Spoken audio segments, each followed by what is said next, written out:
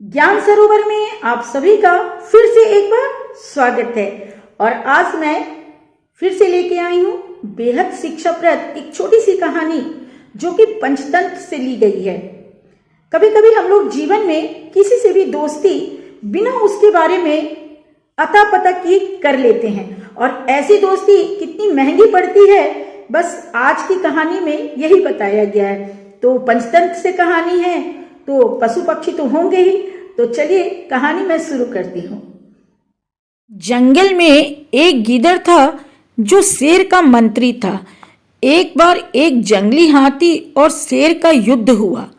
इस युद्ध में शेर जीत तो गया मगर वह बुरी तरह से घायल हो गया। इस हालत में वह अपनी गुफा में पड़ा रहता था। जख्मी हालत में पड़े पड़े भूख ने उसकी हालत और भी अधिक खराब कर दी। उसने अपने मंत्री गीदड़ से कहा, देखो गीदड़, तुम बहुत ही चतुर हो और होशियार भी हो।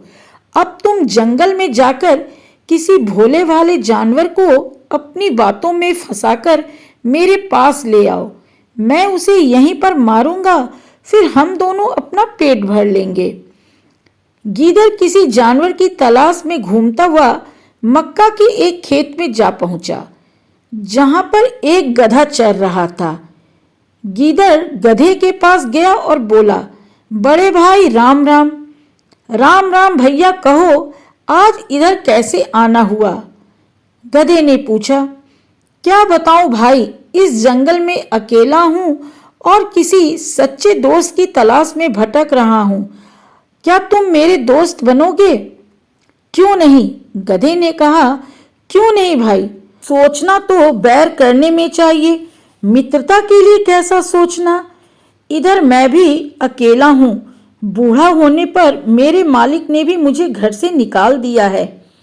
अरे भाई, ये दुनिया बड़ी स्वार्थी है।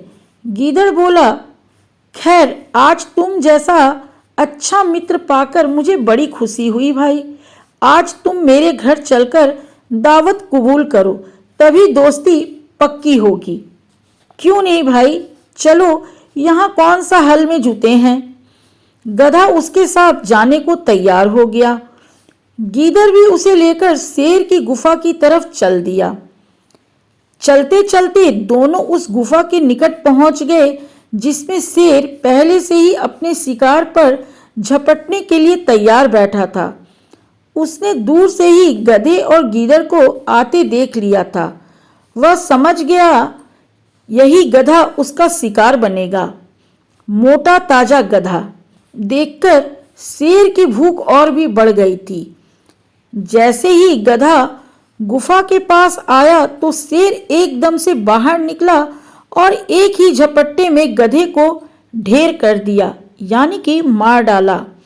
बेचारा गधा सच्ची दोस्ती के चक्कर में मारा गया। और इस कहानी से हमें यही शिक्षा मिलती है कि किसी से भी मित्रता राह चलते नहीं करनी चाहिए। सोचकर, समझकर, देखकर, परखकर ही किसी से मित्रता करनी चाहिए। तो आज की कहानी तो यहीं पे खत्म होती है।